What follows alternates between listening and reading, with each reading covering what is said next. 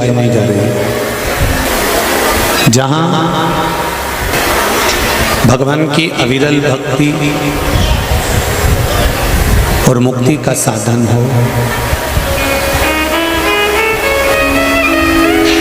श्रावण शिव महापुराण की कथा है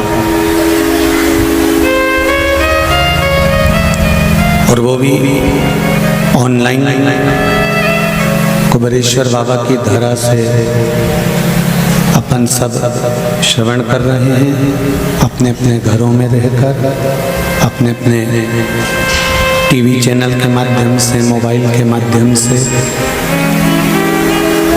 ये बाबा की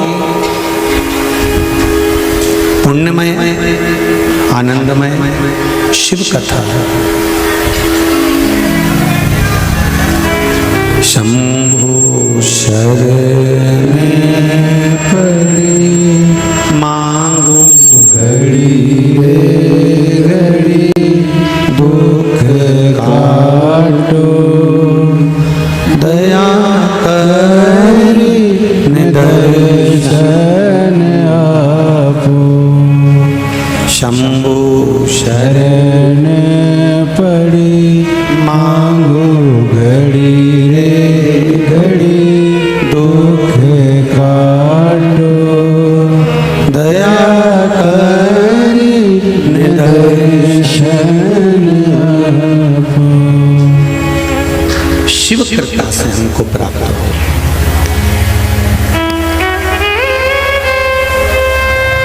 देखिए,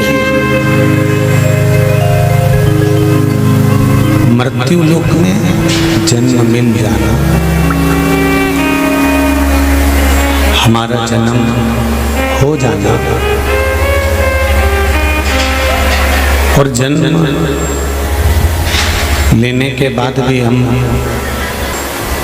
अगर भगवान शिव की भक्ति में नहीं डूबे तो हमारा जीवन बेकार है।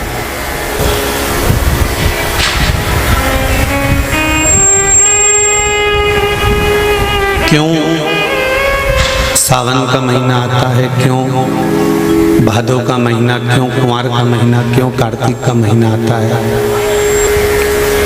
ये जितने भी चतुर्मास के अंतर्गत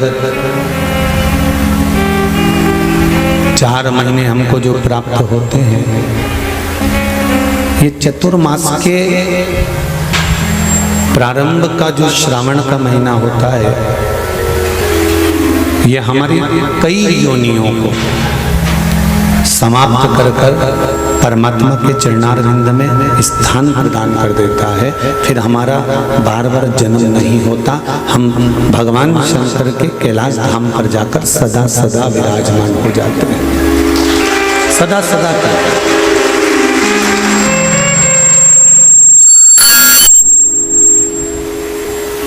हमारे जन्म का फिर कोई कारण ही नहीं आता। तेरी कृपा बिना न हिले एक भी अणु, लेते हैं श्वास तेरी कृपा से तनु तनु। हे गंगाधार मोक्ति द्वार ओंकार तू, भोले ओंकार तू। आयो शरण तिहारी शंभु तार तार। बखान क्या करूं मैं राखूं के ढेर का, बखान क्या करूं मैं राखूं के ढेर का। चपटी भभूत में है खजाना कुबेर का। हे गंगाधार मोक्ति द्वार ओंकार तू, भोले ओंकार तू। आयो शरण तिहारी शंभु तार तार तू। बाबा संपूर्ण ब्रह्मांड में, संपूर्ण विश्व में, मृत्यु लोक में, चाहे जलचर हो, चाहे थलचर हो, चाहे वायुचर,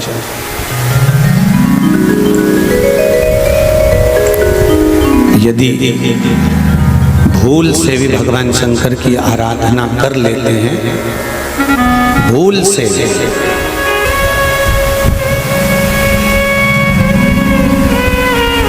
एक साधारण से प्रसंग में हम लोग श्रवण करते हैं कि एक चोर चोरी करने के लिए शंकर जी के मंदिर में जाता है और शिव मंदिर में चोरी के लिए गया था। शंकर जी के मंदिर में चोरी के लिए पहुंचा था।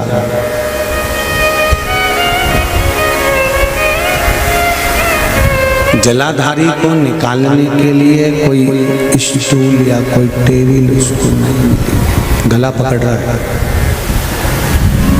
स्टूल या टेबल उसको नहीं मिली और वो शिवलिंग के ऊपर चढ़ गया।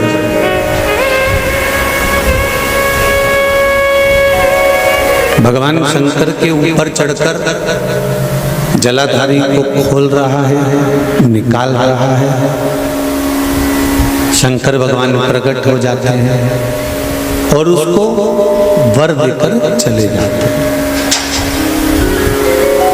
अब एक साधारण सी बात पर आप स्मरण करेंगे कि चोर चोरी करने के लिए गया, उसको ये अंदाजा नहीं था कि जिसके ऊपर चढ़ रहा है वो कोई साधारण नहीं है।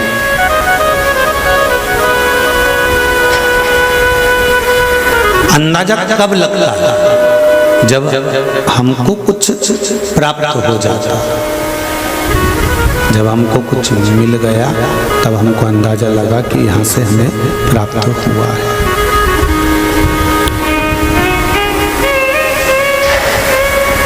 तब तक कोई अंदाजा हम नहीं लगाते। कुबेरेश्वर धाम में आप लोग आए हैं, कोई 2-3 बार आया होगा, कोई 4-5 बार आया होगा, कोई पहली बार आया होगा। यदि आप कुबेरेश्वर धाम में आए हैं और यहाँ विनती कर कर, निवेदन कर कर, बाबा से प्रार्थना कर कर जाएंगे और बाबा आपकी मनोकामना पूर्ण कर देवे तो 3 महीने में आप वापिस आएंगे। तब तो आपके हृदय में विश्वास जागृत होगा कि हम यहाँ आए थे।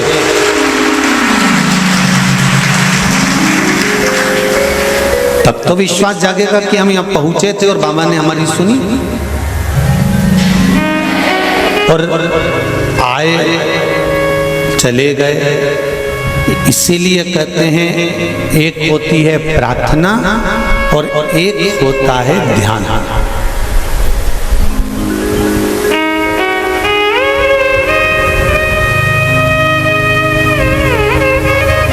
प्रार्थना और ध्यान, इन दोनों में अंतर होता है। प्रार्थना और ध्यान में क्या अंतर है कि प्रार्थना हम भगवान के सामने बैठकर उनसे अपने दिल की बात भगवान से कहते हैं, उसको प्रार्थना का। अपने मन की बात को भगवान से कह देना, ये प्रार्थना। और ध्यान किसको कहा गया? संसार सागर से मन को हटाकर बैठना और भगवान से ये दिल को जोड़ने का प्रयास करना, तार जोड़ने का प्रयास करना, इसको ध्यान कहा गया।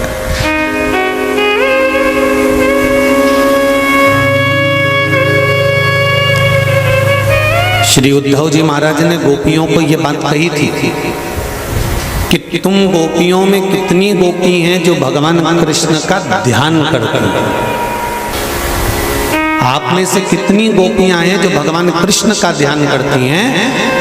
तो गोपियां हाथ जोड़ के बोली, ध्यान लगाने तो बैठती हैं पर हमारे घर का मक्खन लेके वो चले जाता है। तो ध्यान हम लगाते तो हैं पर हटकर, वो नंद बाबा का छोरा है ना कृष्ण, उसमें चला जाता है।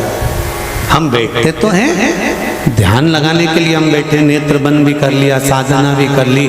कई जगह तुमने टीवियों पर भी देखा होगा, लोग ध्यान करने बैठते हैं, माइक पे बोलते रहते हैं नेत्र बंद करो, कुंडली जागृत करो, भीतर देखिए, अंतर ध्यान करिए, स्मरण करिए, इंद्रियों को अपनी ओर खींचने का प्रयास करिए, परमात्मा के मिलन की ओर जाइए। सब कुछ करा,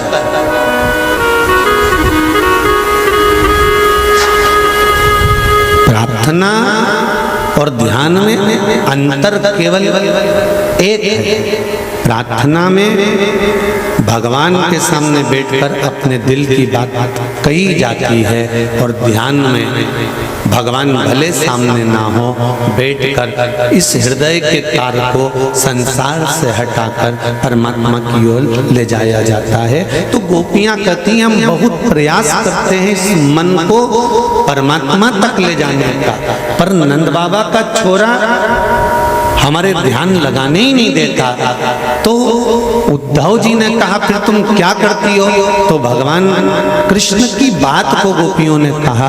गोपियां कहती हैं कि हमारा कृष्ण कहता है जब तुम्हारा मन ध्यान में ना लगे तो अपने दिल की बात प्रार्थना के रूप में मुझसे कह दिया करो, मैं स्वीकार करूं।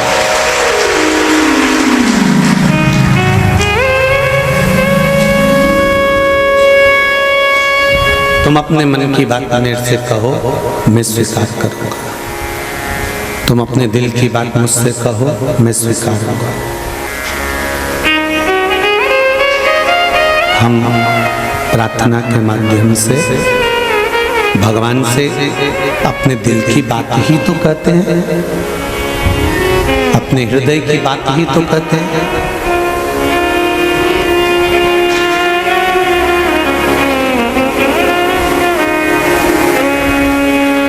जब कहीं मन ना लगे, ये चित्त आपका कहीं जाए ना, ये मन आपका कहीं पहुँचे ना, ये हृदय आपका कहीं जाए ना। बहुत प्रयास कर लिया आपने भी ध्यान लगाने का, आराधना करने का, जब नहीं लगे तब शिव महापुराण की कथा कहती है फिर ध्यान मन ना लगे तो हाथ में पकड़ो एक लोटा जल और पहुंच जाओ देवाधिदेव महादेव के पास, और वहां जब जल समर्पित करो तो दिल से उससे प्रार्थना करना, तेरा ही दिया मैंने खाया पिया तेरा शुक्रिया है, तेरा शुक्रिया है, मुझे भोले बाबा ने बहुत दे दिया है, तेरा शुक्रिया है, तेरा शुक्रिया है, मुझे शिव के द्वारा प्राप्त। एक पत्र में एक भाई ने लिखा है, देखिए,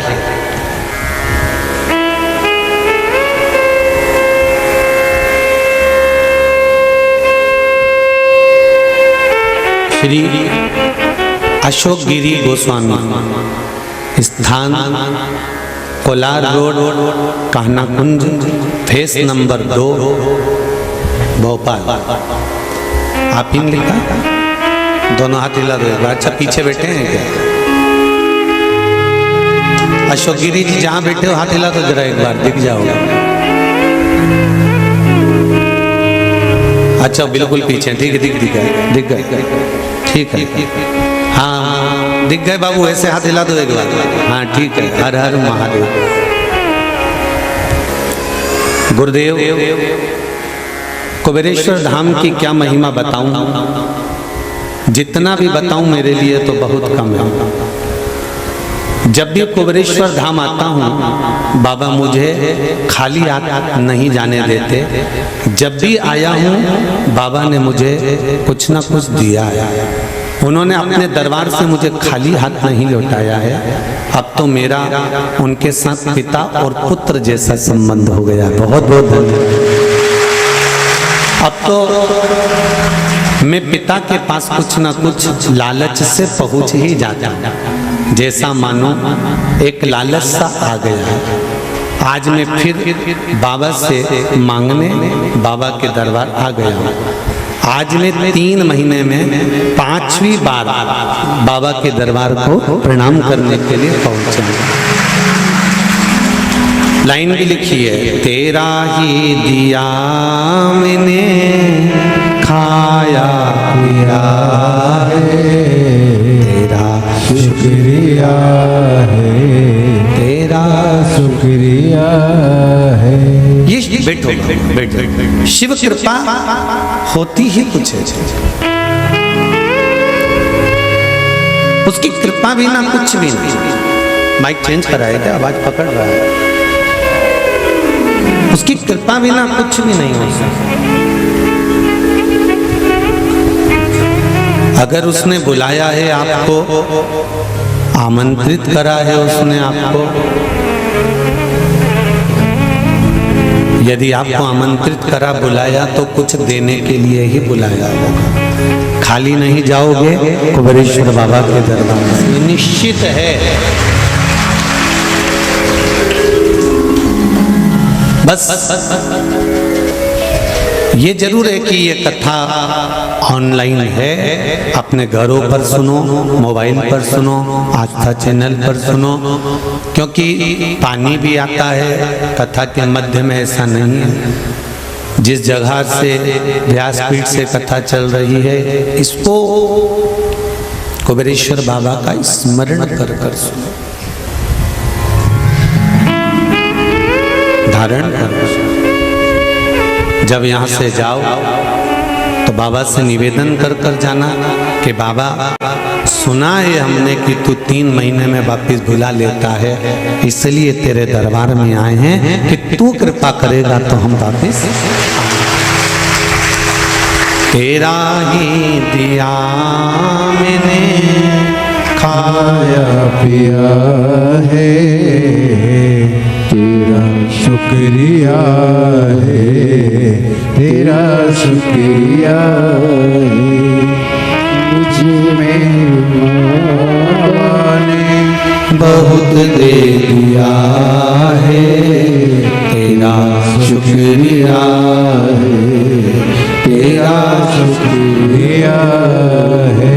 ये जायदाद दी है, औलाद दी,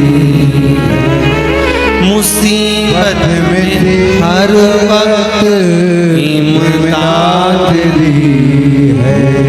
तेरा ही दिया मैंने खाया पिया है, तेरा शुक्रिया है, तेरा शुक्रिया है। शिव कृपा के बिना कुछ नहीं मिल सकता। संसार सागर में जन्म लिया और जन्म लेने के बाद उसकी भक्ति को धारण नहीं किया तो वो बेकार है, उसका कोई मोल तत्व, उसका कोई महत्व ही नहीं है।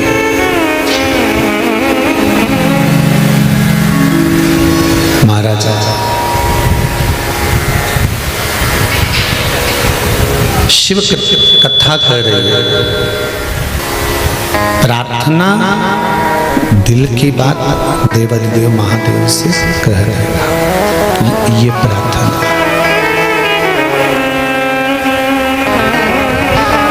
और ध्यान लगाकर बैठ जाना पर परमात्मा से लगन लगी कि नहीं लगी, तार जुड़ा कि नहीं जुड़ा, ये नहीं मालूम। ये हमको ज्ञात नहीं है कि तार जुड़ा कि नहीं जुड़ा, पर प्रार्थना में एक चीज जरूर है कि हम अपने मन से कहकर, अपने दिल के भाव भगवान से कहकर हल्के हो गए।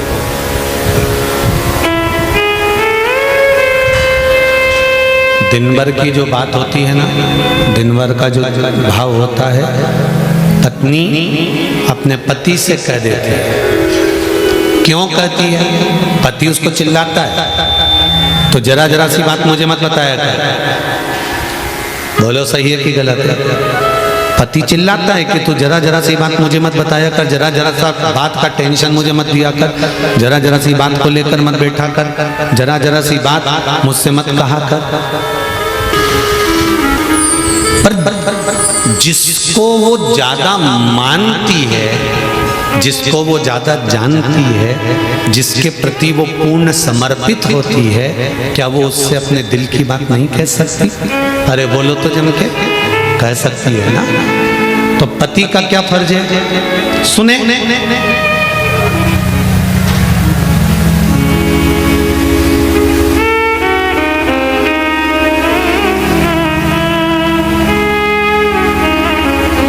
पत्नी पति से दिल की बात कर रही है क्योंकि वो उसको अच्छे से जानती है और अपने हृदय से उसको चाहती है, इसलिए थोड़ी थोड़ी सी बात को भी वो कह देती है, कहने का प्रयास कर देती है। जैसे एक पत्नी का भाव होता है कि वो अपने पति से कह देती है, उसी तरह एक भक्त का भाव होता है, वो अपने भोलेनाथ से दिन भर की बात कही देती है। एक भक्त का भाव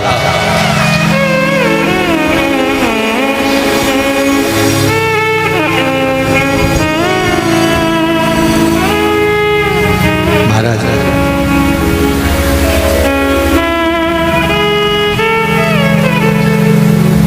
पति सुन लेता है और सुनने के बाद में क्या करता है, जब समय आता है तब सुनी हुई बात का जवाब समय पर देता है। और पत्नी क्या कहती है, तुम तो तुम्हारी मम्मी को कुछ बोलते ही नहीं हो, तुम तुम्हारे भाई को कुछ कहते ही नहीं हो, तुमने तो उसको कुछ कहा ही नहीं, मैंने 3 दिन से तुमको रोज एक बात कह रही हूं परंतु तुम्हारे मुंह से आवाज तक नहीं निकलती। बोलो सही है कि गलत है? पत्नी पति से कह रही है कि तुम मैं 3 दिन से रो रही हूँ, 3 दिन से कह रही हूँ, 4 दिन से कह रही हूँ, परंतु तुम मेरी बात को सुनते हो, अनसुना कर देते हो। तुम मेरी बात को सुनकर अनसुना कर देते हो, तुम मेरी बात का जवाब ही नहीं देते हो, तुम मेरी बात सुनते ही नहीं हो। पति रोज सुनता है पर जवाब रोज नहीं देता। जवाब कब देता है? जब समय आता है। उसी तरह तुम परमात्मा से रोज जाकर प्रार्थना करो, रोज जाकर निवेदन करो, पर परमात्मा भी रोज सुनेगा। पर चौका और छक्का लगाने के लिए एक बैटमैन भी इंतजार करता है, तो शंकर भगवान भी इंतजार करता है कि कब चौका और कब छक्का। रिटर्न नहीं आ रहा है भाई से, कब चौका और कब छक्का लगाना, वो इंतजार करते हैं। भगवान भी इंतजार करता है कि कब मुझे इसको क्या प्रदान करना है, कब मुझे इसको क्या देना है। थोड़ा समय का इंतजार करो, थोड़ा सा इंतजार करना पड़ेगा, फिर जब समय आएगा तो भगवान खुद उपत कर कुछ ना कुछ दे देगा। तो प्रार्थना में और ध्यान में अंतर है। प्रार्थना में हम दिल की बात महादेव से करें,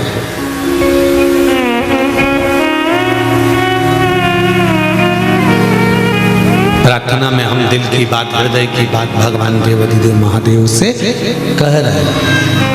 और ध्यान में हम लगाने का प्रयास भी कर रहे हैं, तो हो सकता है नहीं लगे।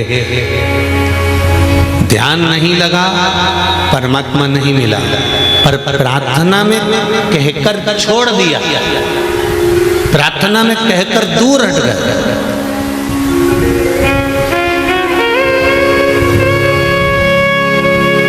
और कहकर छोड़ देने के बाद में अब आगे उसकी मर्जी। अब सौंप दिया इस जीवन का सब भार तुम्हारे हाथों। ये बंद पड़े। अब सौंप दिया इस जीवन का सब भार तुम्हारे हाथों में, हे हार तुम्हारे हाथों में, और जीत तुम्हारे हाथों में। हम दिल की बात भगवान देवाधिदेव महादेव से कहकर छोड़ देते हैं कि अब तुम्हारी मर्जी, अब तुम करो मत। एक बड़ा सुंदर संवाद, ध्यान देना। एक बार देवाधिदेव महादेव के सामने, जैसे कल कथा में था ना कि चंचुला देवी शंकर भगवान के सामने जाकर खड़ी हो जाती है और चंचुला देवी ठहाका लगाकर हंसती है और शंकर भगवान उसको समझाते हैं, उपदेश देते हैं और उसको शिव महापुराण तत्व का महत्व समझा देते हैं।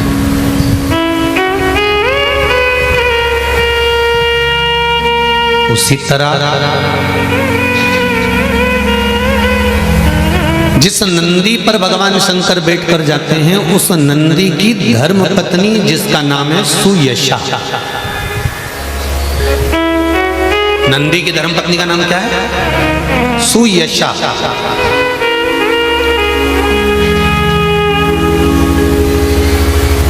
ये सुयशा नंदी की धर्म पत्नी एक बार नंदी से कहती है, स्वामी मृत्यु लोक पर आप भगवान शंकर के साथ में नित्य प्रति रहते हैं, शिव जी के साथ आप भ्रमण करते रहते हैं, पर मेरा मन है कि आप शंकर भगवान के साथ में रहें। शंकर भगवान का जहां शिवालय रहे उस जगह पर तुम भी विद्यमान रहो, तुम भी विराजमान रहो। मेरा मन है कि मैं आपको देवाधिदेव महादेव के चरणों में देखना चाहता हूं, हर पल, हर घड़ी, हर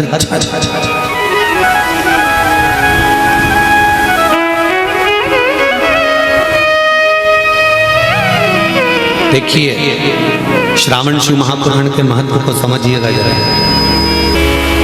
श्रावण शिव महापुराण के महत्व को समझिए और श्रावण शिव महापुराण के इस महत्व को जानने का प्रयास करिएगा कि भगवान शंकर के संवाद में भगवान शंकर के चरणों का स्मरण सुयशा कैसे करती है और सावन के महीने की पूजन कर कर सुयशा अपने पति नंदीश को, अपने पति नंदी को ऐसा आशीर्वाद दिला देती है जिसके कारण शंकर भगवान के मंदिर में नंदी भी विराजमान हो जाता है। जैसे शिव की पूजन होती है वैसे नंदी की, जैसे शंकर भगवान की पूजन हो रही है वैसे नंदी की पूजन हो रही है।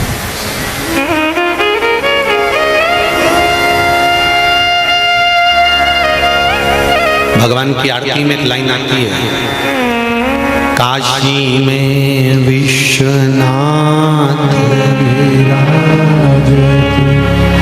नंदी ब्रह्मचारी, भोले नंदी ब्रह्मचारी, नित उठ भोग लगावत, नित नित दर्शन पावत, महिमा ओम जय शिवा ओम।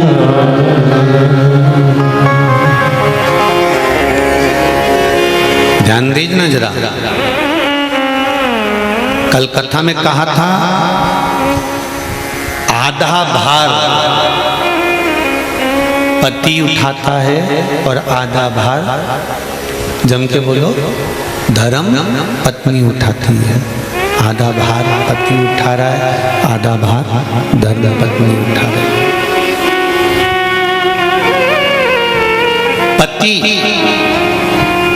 कभी इस अंदाजे में मत रहना कि तुम अकेले के बल पर तुम उन्नति की सीढ़ी पर चढ़ रहे हो। शिव महापुराण की कथा कहती है नारी और पुरुष का आधा शरीर पुरुष का स्त्री का होता है और आधा पुरुष का होता है, उसी तरह स्त्री का भी आधा स्वरूप पुरुष का होता है, आधा स्त्री का होता है, जिसको कहते हैं अर्धनारीश्वर महादेव।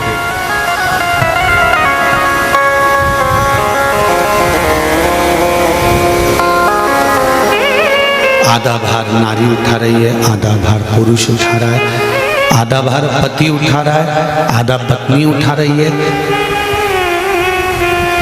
पति की उन्नति की सीढ़ी में उसके व्यापार की उन्नति हो, चाहे उसके वैभव की उन्नति हो, उसकी उन्नति की सीढ़ी में उसकी धर्म पत्नी का भी आधा अंश रहता है। पर व्यक्ति ये भूल जाता है, व्यक्ति को यह भान नहीं हो पाता। एक कथा पहले कही थी, आपको स्मरण होगा। एक नौकर छुट्टी लेकर चले गए, सेठ जी को बताया नहीं और चले गए। 15 दिन तक नौकर नहीं आया तो सेठ जी को लगा कि नौकर की तनख्वाह कम थी, इसलिए भाग गया होगा। एक काम करता हूं, मैं तनख्वाह बढ़ा देता हूं। सेठ जी ने उसकी तनख्वाह बढ़ा दी, नौकर आया और काम पर लग गया। 6 महीने के बाद नौकर फिर चले गया, 20 दिन तक नहीं आया। सेठ जी को गुस्सा आया, मैंने इतनी सारी तनख्वाह बढ़ाई इसकी, और बढ़ाने के बाद भी ये तो छुट्टी करके बैठ गया, कुछ भी हो जाए इसकी तनख्वाह आज से कम कर दो। सेठ जी ने कम कर दी। नौकर फिर आ गया। सेठ जी ने 2 महीने के बाद कहा कि तेरे 15 दिन तू नहीं आया था तो तेरी तनख्वाह बढ़ा दी थी, अभी नहीं आया तो तेरी तनख्वाह घटा दी। तू कुछ मुंह से बोला ही नहीं, तनख्वाह बढ़ी तो कम से कम धन्यवाद तो देना था कि साहब बहुत अच्छी बात है, आपने मेरी तनख्वाह बढ़ा दी। और मैंने तनख्वाह कम कर दी तो भी तू नहीं बोला कि आपने तनख्वाह कम कर दी, आखिर क्यों नहीं बोलता? तो इतने में उस नौकर ने कहा, सेठ जी मैं गुरु के शरणों में रहता हूँ, गुरु के चरणारविंद की कथा का रस तत्व ग्रहण करता हूँ। मेरे गुरुजी ने कहा था जब परिवार का कोई सदस्य बढ़ता है तो भगवान उसके भाग्य का देना चालू कर देता है, और जब परिवार का कोई सदस्य घटता है तो भगवान उसके भाग्य का धन कम करना चालू कर देता है। जब मैंने 15 दिन की छुट्टी ली थी तब मेरी पत्नी के गर्भ से एक बेटे ने जन्म लिया था। मैं आया, मेरी तनख्वाह बढ़ गई। मैं जान गया कि भगवान ने मेरे यहाँ एक सदस्य बढ़ाया तो तनख्वाह बढ़ा दी। फिर 6 महीने के बाद मेरी माताजी शांत हो गई, मैं वापस नौकरी पर आया, आपने मेरी तनख्वाह कम कर दी। मैं समझ गया कि घर में से एक व्यक्ति गया तो उसके भाग्य का धन भी गया। शास्त्र कहता है कि हमारे घर में अगर कोई अतिथि, कोई मेहमान, कोई व्यक्ति आ भी रहा है तो हमें हमारे भाग्य के साथ में उस अतिथि के भाग्य का धन भी प्राप्त हो रहा है, हमें दूसरे के भाग्य का धन भी प्राप्त हो रहा है, मिल रहा है।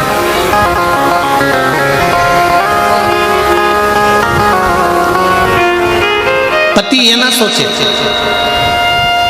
जितने लोग आस्था चैनल पर कथा सुन रहे हैं, जितने लोग फेसबुक और यूट्यूब पर कथा सुन रहे हैं, पत्नियां ये ना सोचिए कि आप अपने भाग्य का लेकर चल रही हो, नहीं, पति के भाग्य का भी आधा आपको मिल रहा है। और पति ये ना सोचे कि सब मेरे भाग्य का है, नहीं, आधा धर्म पत्नी के भाग्य का है। नंदी की धर्म पत्नी सुयशा अपने पति को शंकर के मंदिर में, शिवालय में देखना चाहती है, हर पल, हर घड़ी, हर क्षण।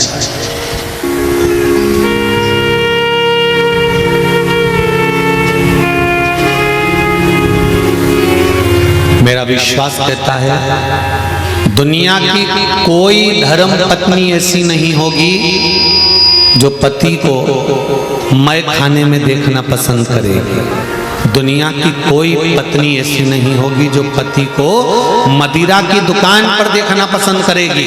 दुनिया की गरीब से गरीब अगर स्त्री है, शादीशुदा नारी, अपने पति को अगर देखना पसंद करेगी तो उन्नति की सीढ़ी पर चढ़ता हुआ देखना पसंद करेगी, नीचे नहीं।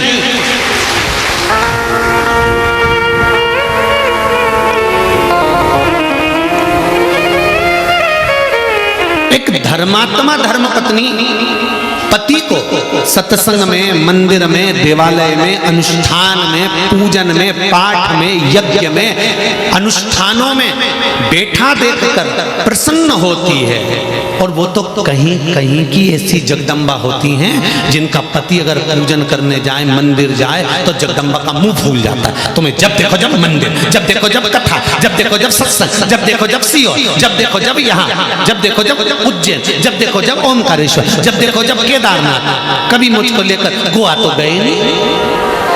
वो तो कहीं कहीं की ऐसी होती है जो पति पर क्रोध करती है और कहती है मुझे ऐसी जगह लेकर जाओ, वैसी जगह लेकर जाओ। नहीं तो एक धर्म को अपनाने वाली, सनातन धर्म से जुड़ी हुई अगर एक नारी, एक स्त्री, एक धर्म पत्नी अगर भगवान से प्रार्थना करती है कि मेरा पति भी धर्म से जुड़ा रहे, सनातन धर्म से जुड़ा रहे, सत्संग करता रहे, भजन कीर्तन करता रहे, सावन के महीने में मैं उनके साथ गाड़ी पर बैठ कर जाऊं, किसी शंकर के शिवालय में जाकर पूजन कर कर आऊं, मेरा पति मुझे साथ में लेकर भगवान शंकर के मंदिर जाए, मेरा पति मुझे साथ में लेकर कुबेरेश्वर धाम लेकर जाए, मेरा पति मुझे साथ लेकर उज्जैनी महाकाल का दर्शन कराने लेकर जाए। ये धर्मपत्नी की लालसा होना चाहिए।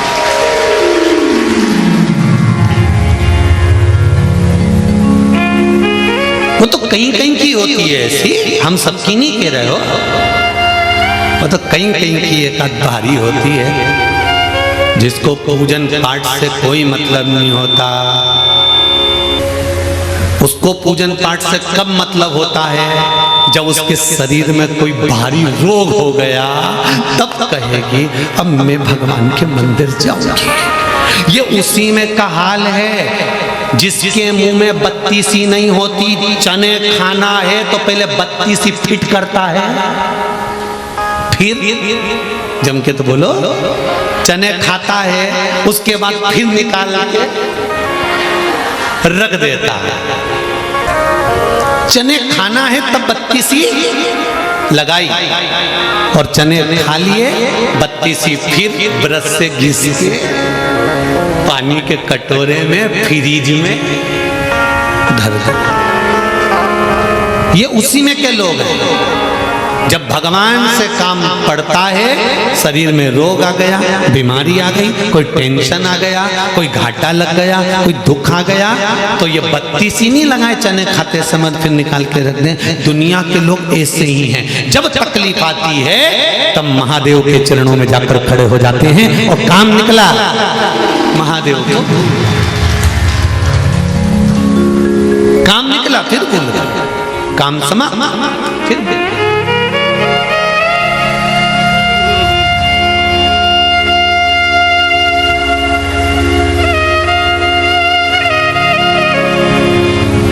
फायदा देखिए, बत्ती सी अगर पूरे समय लगी रहेगी तो पापड़ भी तो खा सकते हो। बत्ती सी पूरे समय लगी रहेगी तो मूंगफली का दाना भी खा सकते हो। और बत्ती सी अगर पूरे समय लगी रहेगी तो काजू और बादाम भी खा सकते हो। बार बार निकालो काहे को कि फ्रिज में रखना पड़े और चना खाने के समय फिर लगाना पड़े। उसी तरह एक बार काम हो गया, काम होने के बाद भगवान को फिर भूल गए, फिर काम हो गया, फिर दुख आया, फिर पहुंच गए। उससे अच्छा है सारी समस्या का हल एक लोटा जल प्रतिदिन हम लगा कर रखे, बत्ती सी प्रतिदिन जाते रहे देवती देव महादेव के प्रतिदिन जाते।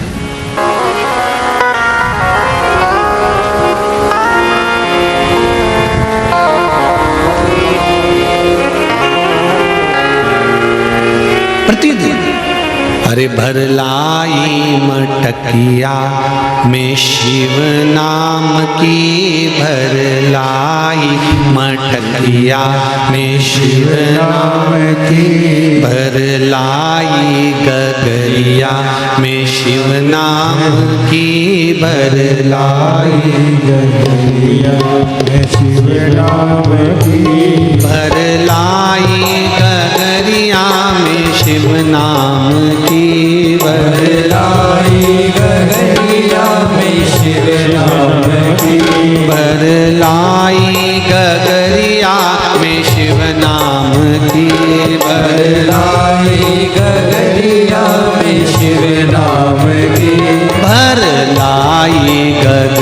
गगरिया में शिव नाम की बरलाई गगरिया में शिव नाम की बरलाई गगरिया में शिव नाम की बरलाई गगरिया में शिव नाम की। भाव से दोनों हाथों से ताली सेवा देते हुए बड़े भाव से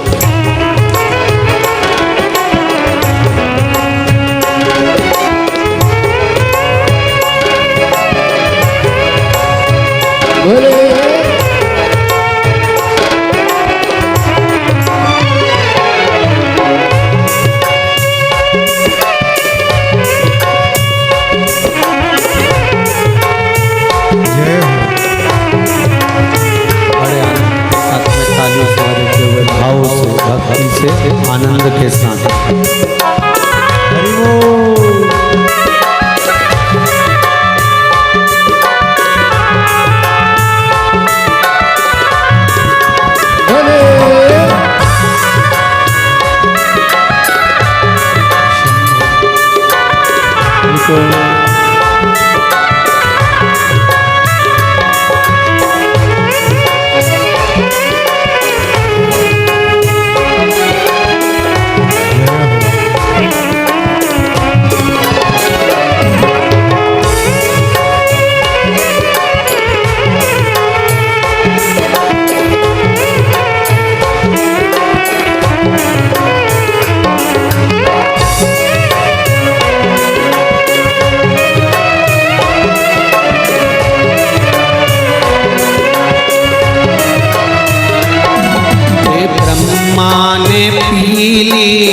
विष्णु ने पीली ब्रह्मा ने पीली विष्णु ने पीली ओ ब्रह्मा ने पीली विष्णु ने पीली ब्रह्मा ने पीली विष्णु ने पीली इंद्रदेव ने पीली लगाए चुस्की इंद्रदेव ने लगाए चुस्की बरलाई गगरिया में शिव रस की बरलाई गगरिया में शिव रस की भरलाई गगरिया में शिव रस की भरलाई गगरिया में शिव रस की अरे शिव रस की मेरे भोले रस की शिव रस की मेरे भोले रस की हाँ शिव रस की मेरे भोले रस की ए शिव रस की मेरे भोले रस की भरलाई गगरिया में शिव रस की भरलाई गगरिया में शिव रस की ओ भरलाई गगरिया में शिव रस की भरलाई गगरिया में शिव रस की जय हो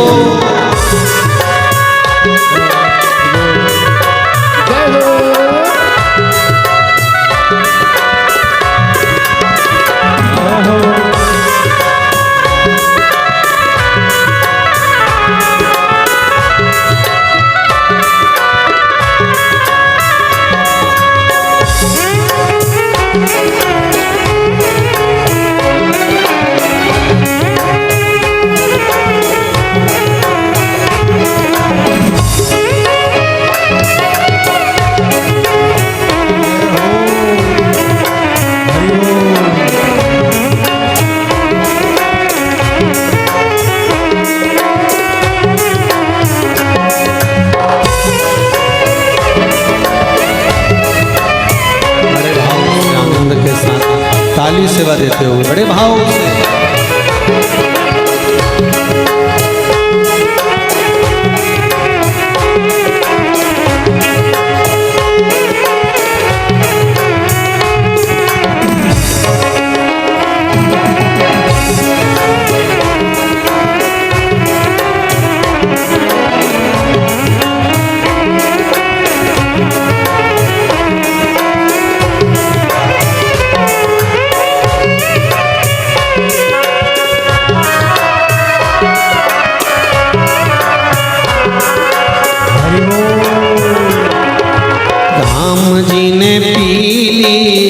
लक्ष्मण ने पीली, राम जी ने पीली लक्ष्मण ने पीली, ओ राम जी ने पीली लक्ष्मण ने पीली, राम जी ने पीली लक्ष्मण ने पीली, हनुमान ने पीली लगाए चुस्की, हनुमान ने पीली लगाए चुस्की, भर लाई गगरिया में शिव रस की, भर लाई गगरिया में शिव रस की, भर लाई गगरिया में शिव रस की, भर लाई गगरिया में शिव रस की, अरे शिव रस की भोले के रस की, शिव रस की भोले के रस की, हाँ शिव रस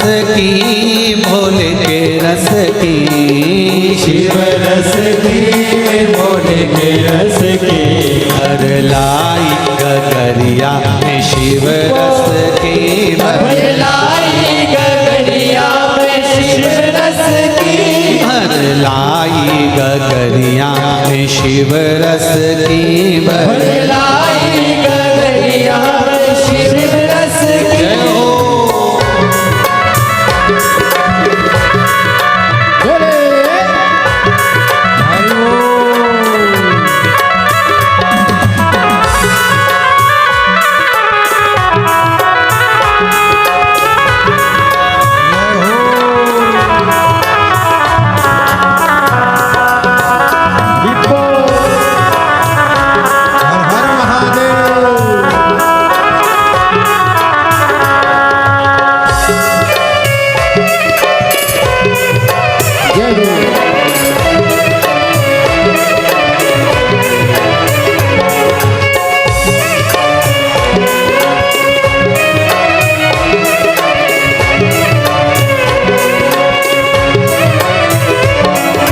उज्जैनी में पीली, काशी में पीली, उज्जैनी में पीली, काशी ने पीली, अरे गोपी ने पीली, सखियों ने पीली, गोपियों ने पीली, सखियों ने पीली, अरे भक्तों ने पीली लगाए चुस्की, अरे भक्तों ने पीली लगाए चुस्की, भर लाई गगरिया में शिव रस की, भर लाई गगरिया में शिव रस की, भर लाई गगरिया में शिव रस की, भर लाई गगरिया में शिव रस की, हाँ जी शिव रस की भोले के रस की, शिव रस की भोले रस की, हाँ शिव